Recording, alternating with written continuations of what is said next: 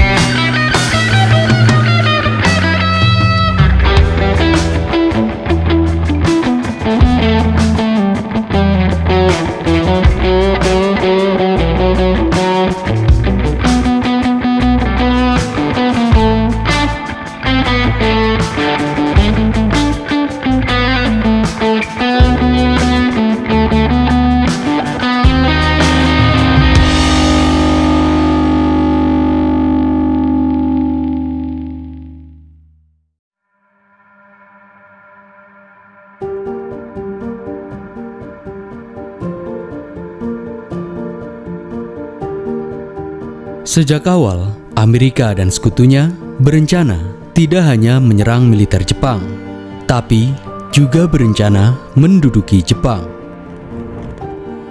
Amerika dan sekutunya berniat untuk menyerang dan menginvasi Jepang dalam skala besar dengan sandi Operasi Downfall yang akan dilancarkan pada tanggal 1 November 1945 mendatang.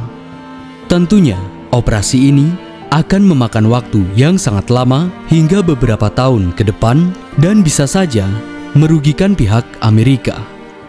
Karena mereka bukan hanya akan melawan tentara Jepang, tapi juga rakyat Jepang yang siap mati demi kaisarnya. Soviet juga terlibat dalam Operasi Downfall.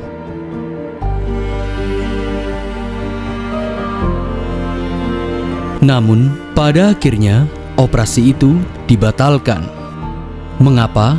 Ya, pada bulan Juli 1945, Amerika sukses melakukan uji coba bom atom di New Mexico. Bukan lagi berniat untuk menginvasi Jepang. Sejak saat itu, Amerika memutuskan untuk menjatuhkan bom atomnya ke bumi Jepang. 6 Agustus 1945, bom atom dijatuhkan ke Hiroshima. Dan 3 hari kemudian, bom atom kembali dijatuhkan ke kota Nagasaki.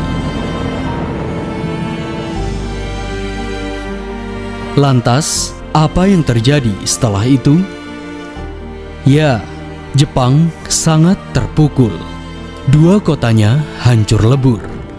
Kaisar Hirohito dan pemerintahannya akhirnya bersepakat untuk menyerah dengan dalih mengakhiri perang. Informasi ini telah sampai kepada pihak Amerika.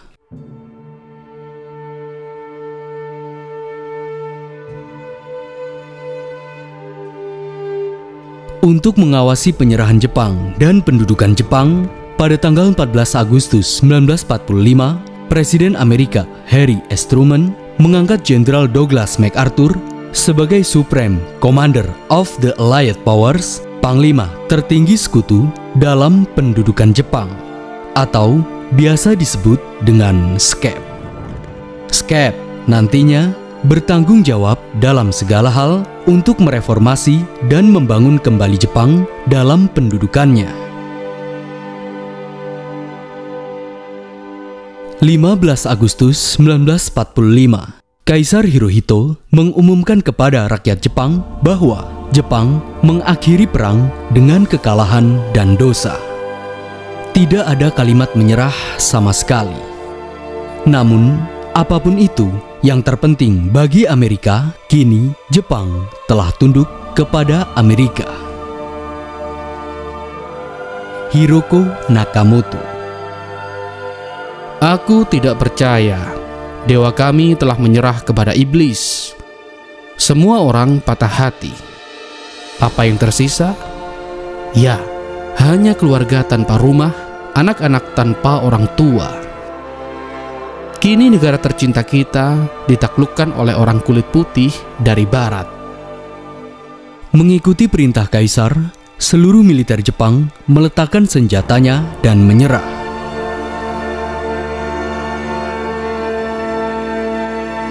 Siang hari, 30 Agustus 1945, Jenderal Douglas MacArthur, Panglima tertinggi sekutu, menginjakkan kakinya di bumi Sakura.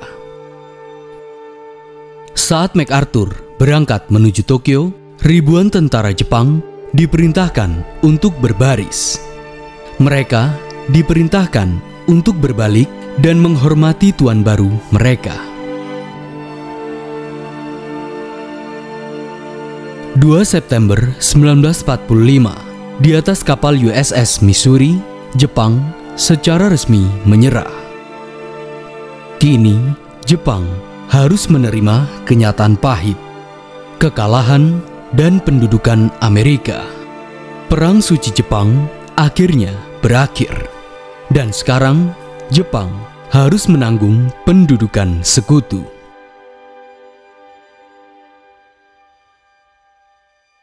Berita tentang runtuhnya kekaisaran menyebar ke seluruh penjuru dunia. 6 juta tentara dan warga sipil Jepang dari tempat jajahannya pulang ke tanah airnya. Bukan sebuah kelegaan. Mereka panik karena akan diadili oleh sekutu. Mereka dicap sebagai penjahat perang. Mereka akan menemui ganjarannya di pengadilan internasional. Entah nasibnya akan dipenjara atau dieksekusi.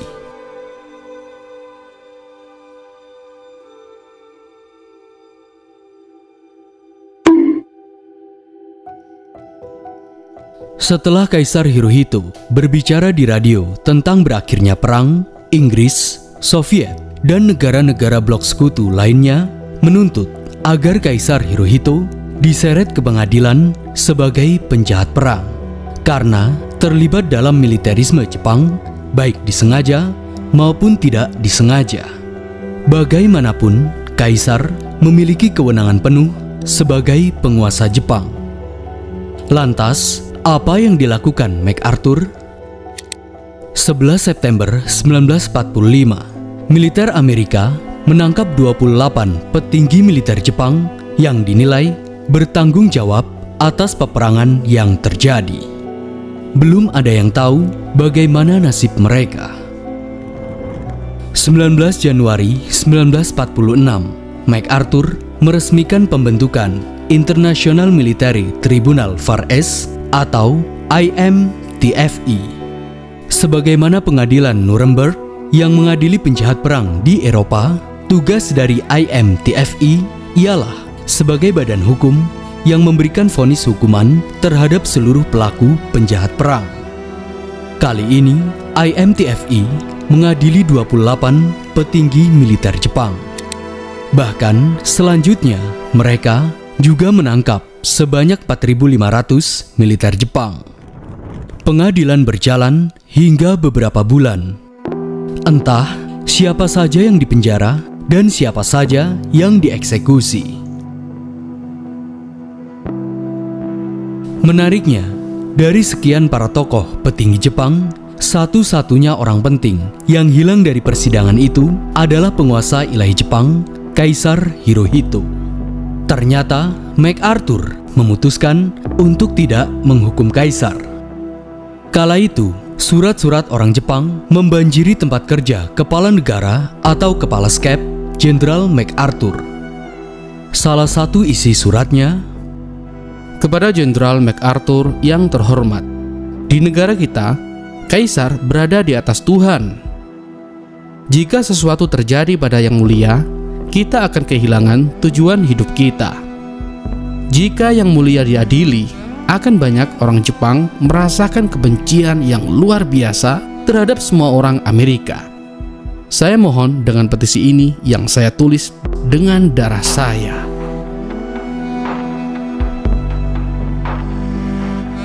Berdasarkan cerita mitologi Shinto, seluruh kehidupan Jepang ada karena para dewa yang menciptakan dan menjaga mereka. Salah satu dari dewa itu memiliki keturunan.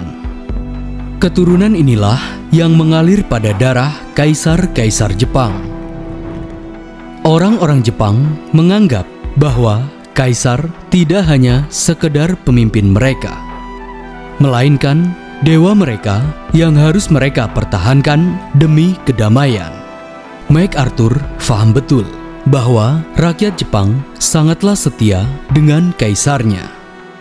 Menurutnya, bila Hirohito dieksekusi atau diberi hukuman, maka akan menimbulkan reaksi keras yang berupa revolusi, bahkan peperangan. Tentunya, hal ini akan mengganggu tujuan utama AS di Jepang, yakni merubah Jepang dari masyarakat feodal yang militeristik menjadi masyarakat modern yang demokratis dan pro-barat. Kaisar belum mengetahui jika namanya dihapuskan sebagai penjahat perang. MacArthur mengundang Kaisar Hirohito agar menemui dirinya.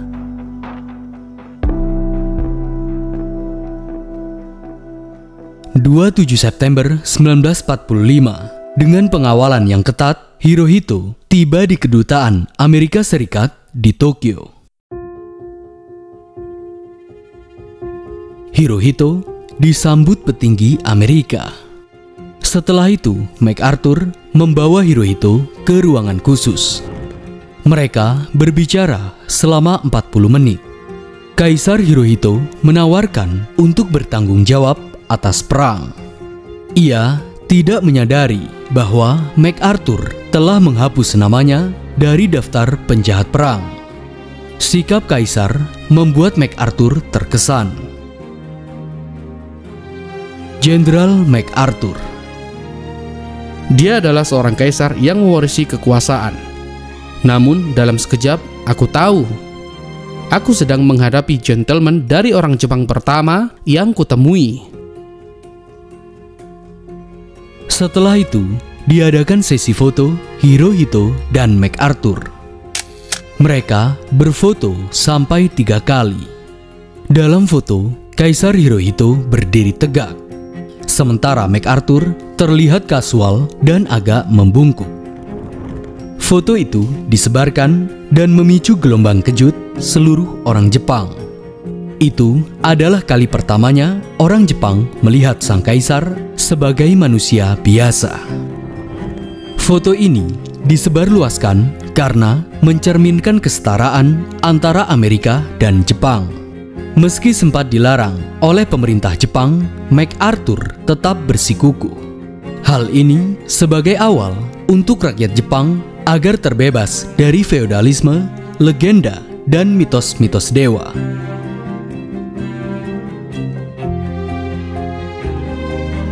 Untuk mengamankan kaisar, tuntutan pengadilan internasional didasarkan dan diarahkan kepada tanggung jawab komando lapangan, yang artinya yang diadili bukan kepada kaisar, melainkan kepada para petinggi militer yang memimpin di setiap pertempuran. MacArthur membuat hal ini seolah-olah para petinggi militerlah yang telah mengkhianati kaisar dan kemudian membawa mereka kepada bencana perang. Dengan demikian, maka citra kaisar akan tetap dianggap bersih yang kemudian dapat dimanfaatkan oleh Amerika dalam program reformasinya. Sebagai gantinya, Hideki Tojo yang pernah menjabat sebagai Menteri Perang dan Perdana Menteri Jepang dikambing hitamkan sebagai pemegang tanggung jawab utama dalam kejahatan perang menggantikan kaisar.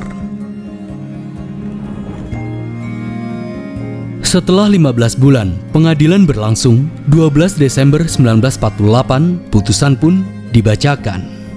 7 terdakwa divonis hukuman mati, salah satunya Hideki Tojo, dan sisanya divonis hukuman penjara seumur hidup. Pada tahun 1951, sebanyak 3.500 militer Jepang dipenjara seumur hidup, dan sebanyak 1.000 mantan militer Jepang dieksekusi. Kakashi Asai. Hal yang paling penting bagi negara kita adalah menghancurkan negara yang fanatik militer. Hukuman bagi penjahat perang harus berupa hukuman mati. Dengan demikian, MacArthur hanya perlu fokus pada reformasi dan membangun Jepang kembali.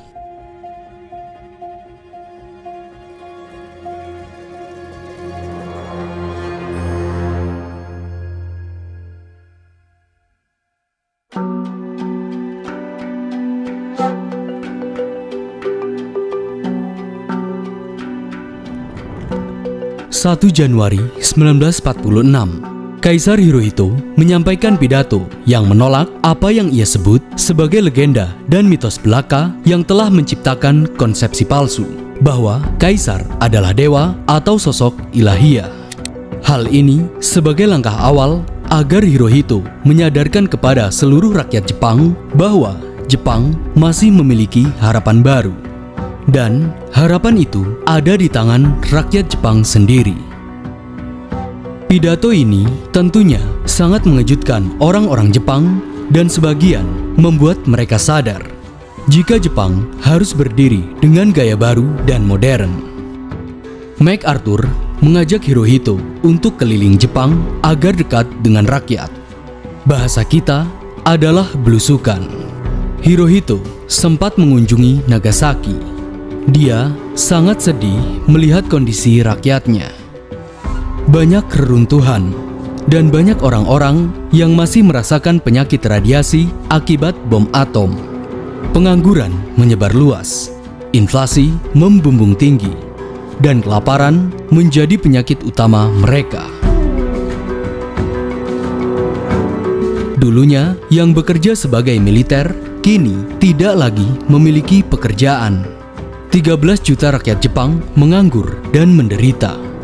Sebagian besar hidup di bawah reruntuhan gedung yang hancur. Yoshitaka Kojima.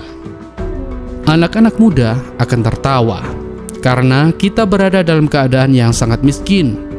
Orang-orang tanpa pekerjaan di mana-mana. Bahkan ada yang mati kelaparan. Hirohito menyerahkan pemulihan kepada pemerintahannya dan tentunya juga kepada pihak SCAP.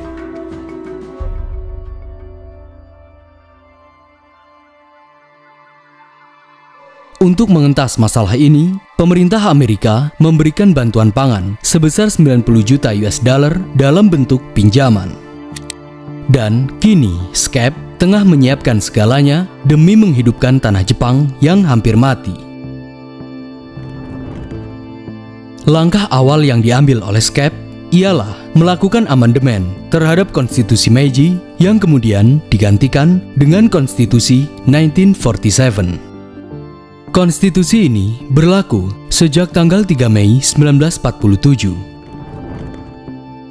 Richard Pole, bagian dari SCAP.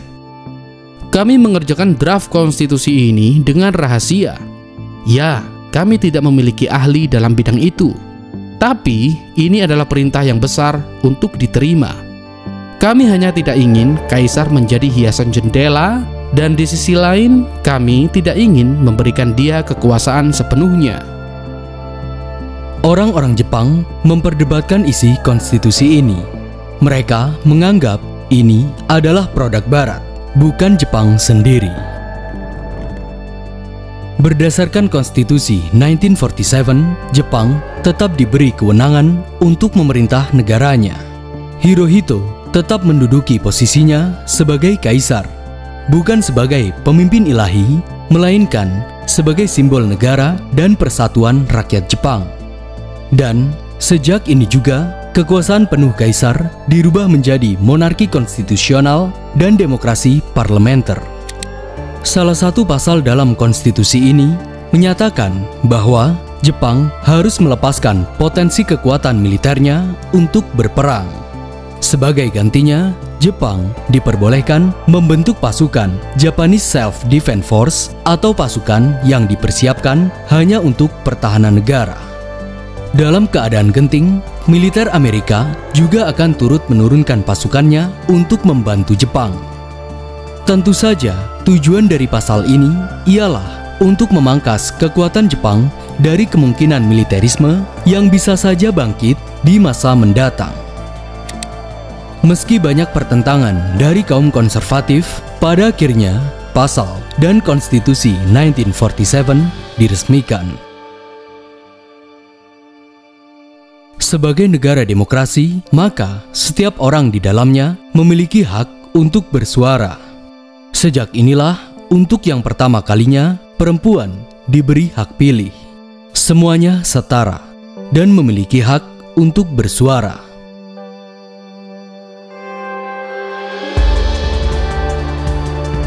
Kebebasan berekspresi ini meledakkan budaya populer Jepang ala kebarat-baratan. Lagu baru, tarian baru, dan film baru. Dalam upaya untuk menghapus seluruh jejak militeristik Jepang di masa lalu, di sekolah-sekolah, buku-buku pelajaran lama dihapuskan. Anak-anak diajarkan tentang manfaat dari kebebasan individu.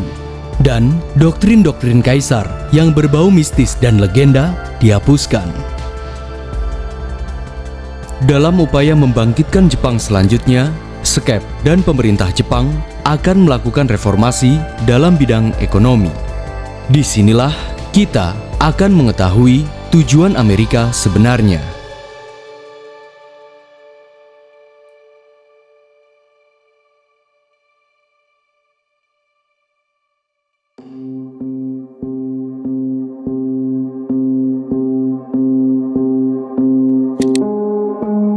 Dalam upaya mereformasi Jepang, pertama-tama Amerika membubarkan organisasi konglomerat yang mengendalikan monopoli perdagangan dan ekonomi Jepang, yakni Zaibatsu. Tujuannya agar seluruh pasar di Jepang tidak hanya dikuasai dan dikendalikan oleh segelitir kelompok tertentu saja. Hanya saja, sebenarnya Amerika atau SCAP memiliki tujuan terselubung. Tak lain dan tak bukan adalah untuk menanamkan doktrin kapitalisme kepada Jepang. Bukan tanpa alasan, pada tahun 1950-an, Cina sudah dikuasai Mao Zedong yang berdarah komunis. Maka dari itu, demi kepentingannya dalam Perang Dingin, bagaimanapun Amerika harus menghindari jika Jepang akan jatuh kepada komunis. Lebih dari itu, akibat Zaibatsu dibubarkan, banyak pekerja dan buruh menganggur. Akibatnya, jutaan rakyat Jepang melakukan demonstrasi. Mereka melancarkan berbagai tuntutan. Dan ternyata, para demonstran berafiliasi dengan komunisme. Tentunya, hal ini membuat SCAP resah.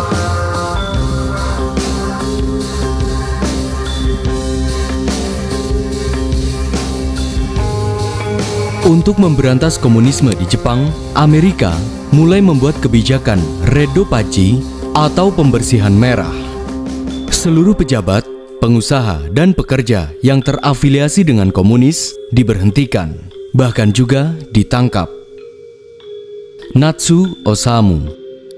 Saya bukan seorang komunis, tapi saya hampir saja disingkirkan karena saya adalah pimpinan serikat pekerja.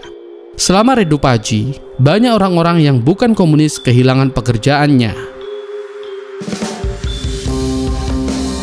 Dalam situasi ini, pemulihan ekonomi Jepang hampir mengalami kebuntuan. Bukannya meningkat, justru banyak perusahaan yang bangkrut dan inflasi kian semakin meninggi. Menariknya, di saat kondisi terpuruk ini, Jepang memiliki momen berharga. Momen berharga yang dianggap sebagai hadiah dari Tuhan. Perang Korea.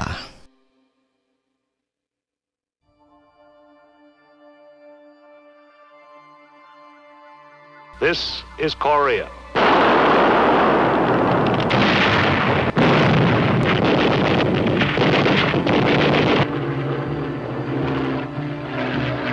Pada tahun 1950, Perang Korea terjadi. Korea Utara yang dibantu Soviet menggempur Korea Selatan, sekutu Amerika. Amerika akhirnya membantu Korea Selatan. Bukan hanya bantuan militer, Amerika juga memberikan bantuan persenjataan dan logistik yang tidak sedikit. Pada awalnya, AS mengirim bantuan senjata dan logistik langsung dari Amerika. Tentu saja, hal ini memakan dana yang cukup besar dan memakan waktu yang lama. Alhasil, Amerika memutuskan memanfaatkan Jepang untuk memenuhi kebutuhan perang sekutunya, Korea Selatan. Rencananya, Amerika akan menjadikan Jepang sebagai bengkelnya. Jepang diminta untuk memproduksi persenjataan dan amunisi. Dalam hal ini, tentu saja Jepang sangat diuntungkan. Negeri Paman Sam itu memesan seluruh keperluan perangnya dari Jepang. Tadashi Rimuru. Perang Korea meningkatkan perekonomian Jepang, tetapi juga membuat masyarakat Jepang melupakan apa yang telah mereka lakukan terhadap Asia pada Perang Dunia Kedua. Sejak saat itulah, industrialisasi perang Jepang mulai diaktifkan kembali. Dan dari sinilah Jepang mendapatkan keuntungan yang besar. Terhitung sejak tahun 1950 hingga tahun 1954, AS menghabiskan sekitar 3 miliar US dollar untuk pasukan militernya dari Jepang. Hal ini mendorong perekonomian Jepang bangkit, bahkan hingga 70%. Lantas, kapankah Amerika hengkang dari Jepang?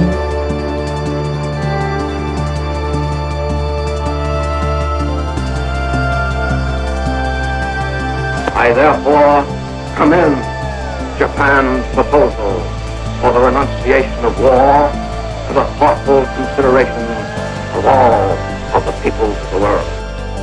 Setelah 6 tahun AS menduduki Jepang, pada tanggal 8 September 1951 di California, diadakan sebuah perjanjian yang dikenal dengan Perjanjian San Francisco. Dalam perjanjian ini, antara pihak Jepang dan AS sepakat bahwa Amerika akan segera mengakhiri kependudukan sekutu dan menyerahkan kedaulatan penuh pemerintahan kepada Jepang.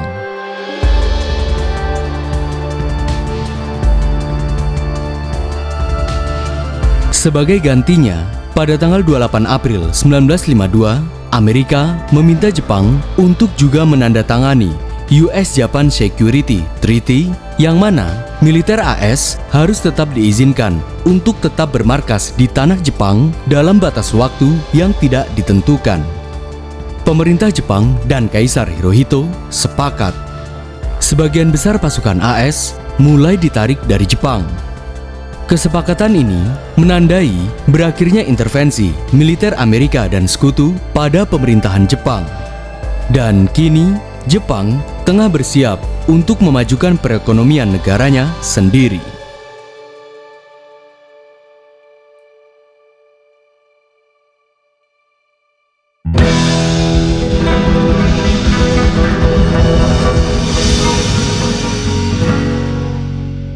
lambat laun Jepang mulai merangkak membangun negaranya.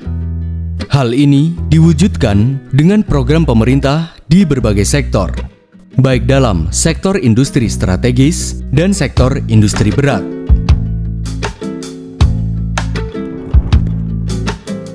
Untuk mewujudkan semua program ini, Jepang sangat bergantung pada peran dari 3 elemen penting, yakni pemerintahan, konglomerat atau keiretsu, dan juga masyarakat. Pertama, peran pemerintahan. Dalam upaya meningkatkan ekonomi Jepang, Menteri Perdagangan dan Industri Jepang memfokuskan industri dalam industri sektor berat seperti kendaraan, alat-alat elektronik sehari-hari, dan lain sebagainya. Disinilah ada peran penting antara bank lokal dan bank sentral Jepang yang saling bersinergi untuk memberi dana kepada perindustrian di Jepang. Bahkan, Perdana Menteri Jepang Ikeda Hayato memberikan keringanan pajak, meningkatkan ekspor, dan meningkatkan jaminan sosial terhadap warga negaranya. Apalagi, jaminan untuk meningkatkan pendidikan, kesehatan, dan juga ketenagakerjaan rakyat juga semakin digencarkan. Belum sampai 10 tahun, program ini sukses besar. Setidaknya, pemerintah Jepang berhasil meningkatkan pemasukan negara sampai 2 kali lipat. Kedua, peran organisasi konglomerat atau zaibatsu. Sebelumnya, memang zaibatsu dibubarkan. Dan kali ini, peningkatan ekonomi Jepang membuat mereka merangkak kembali ke dalam sektor industri dan ekonomi. Zaibatsu yang kemudian berganti nama menjadi keiretsu kembali bersaing dan beraliansi antar kelompok dalam membangun industri masing-masing. Hal ini semakin menggenjot ekonomi Jepang. Lapangan kerja semakin banyak dan produksi elektronik semakin gencar. Yang ketiga adalah peran masyarakat. Dalam hal ini, pemerintah dengan pelan-pelan menghapus doktrin pola pikir tradisional, yang mana kebanyakan masyarakat Jepang hanya bergantung dalam sektor pertanian dan yang wanita tidak boleh bekerja. Untuk itulah, pemerintah mengeluarkan kebijakan kesetaraan. Baik wanita dan laki-laki setara dan bisa bekerja di tempat manapun. Masyarakat Jepang yang selama ratusan tahun bergantung ke dalam sektor pertanian mulai bergeser ke sektor industri.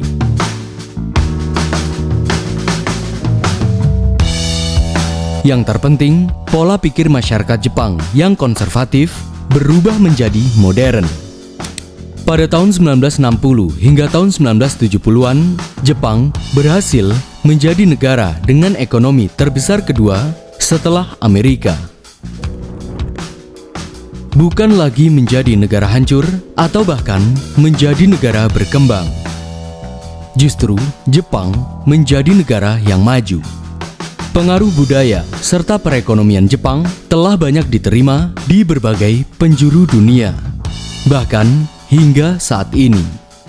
Bahkan di Indonesia pun banyak produk-produk Jepang yang sering kita temui hingga saat ini. Lebih dari itu, kini kita telah melihat Jepang telah menjadi negara yang maju. Lantas, kapankah Indonesia menjadi negara maju? 2045, Indonesia emas atau Indonesia cemas?